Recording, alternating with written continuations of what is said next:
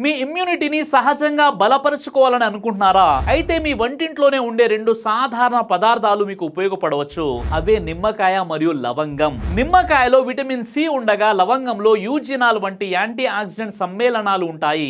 ఇవి శరీర ఆరోగ్యానికి మద్దతు ఇవ్వవచ్చు. కొంతమందిలో జీర్ణక్రియను మెరుగుపరచడంలో మరియు గొంతుకు సౌకర్యం కలిగించడంలో కూడా సహాయపడవచ్చు. ఈ పానీయాన్ని తయారు చేయడం చాలా సులభం. ఒక గ్లాస్ నీటిలో 2 లేదా 3 లవంగాలు వేసి కొన్ని నిమిషాలు మరిగించండి. తర్వాత వడగట్టి గోరువెచ్చగా అయిన తర్వాత అందులో కొద్దిగా నిమ్మరసం కలపండి. ఈ పానీయాన్ని ఉదయం తీసుకోవచ్చు.